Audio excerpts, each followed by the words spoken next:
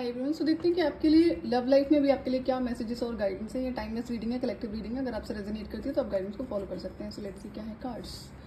Justice, 10 of stones, 10 of spirals,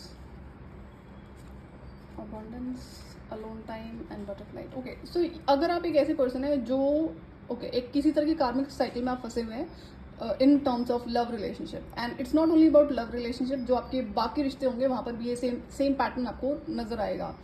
तो आप एक ऐसे इंसान हो सकते हैं जो हमेशा रिश्तों को जोड़ के रखने की कोशिश करते हैं, सबको एक साथ रखने की कोशिश करते हैं। दूसरा मैसेज ये भी है कि आप इकलौते होंगे हर रिश्ते में जहाँ पर आप एफर्ट्स लगाते हैं रिश्ते को बचाने के लिए, चलाने के लिए, सेव करने के लिए।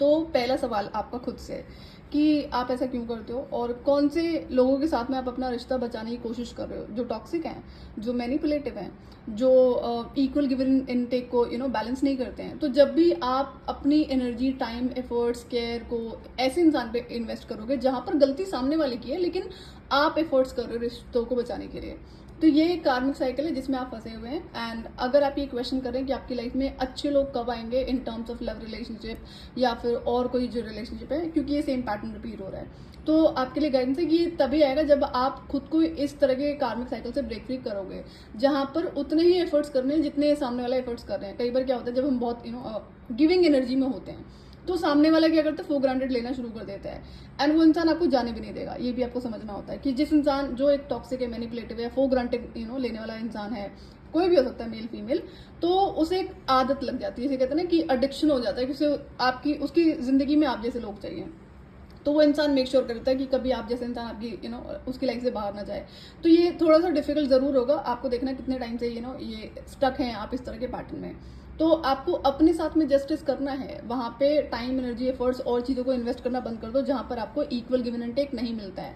रिश्ते कभी भी एक तरफ से नहीं चलते हैं। अगर एक ही इंसान एफर्ट्स कर रहा है रिश्तों को चलाने के लिए तो इम्बैलेंस आएगा, और एक दिन जो इंसान रिश्ते चलाने की कोशिश कर रहा है वो या तो खुद से ब्रेक हो जाएगा या और सारी इश्यूज हो जाएंगे। तो इट्स गुड कि टाइम रहते आप खुद को इस पर्टिकुलर पैटर्न से बाहर निकालो, एंड अपने ऊपर पहले तो कुछ टाइम आपको इन्वेस्ट करना है। अब होता क्या है, जब इतने टाइम से पैटर्न चल रहा है तो एकदम से आप किसी दूसरे रिश्ते में एंटर मत कर जाओ, ना तो फ्रेंड्स बनाओ ना ही कोई और लव रिलेशनशिप में। खुद के ऊपर काम करो, देखो क्या क्या आपको बाउंड्री सेट करने की जरूरत है, क्या क्या गलतियां आपने करी हैं in terms of giving nature जो होता है। एंड देन जब आपको लगे ना कि हाँ ये पैटर्न ब्रेक हो चुका है, देन कभी आप आगे बढ़ना अपनी लाइफ में। बट आई कैन सी कि आपकी एज होगी 30+ में आप नजर आ रहे हैं, तो ये पैटर्न है, ये कई बार रिपीट हो चुका है, एंड गाइडेंस यही है कि खुद को इस पैटर्न से बाहर निकालो, एंड देन आपकी लाइफ में अच्छे लोग आएंगे। सो ये थी आपकी रीडिंग।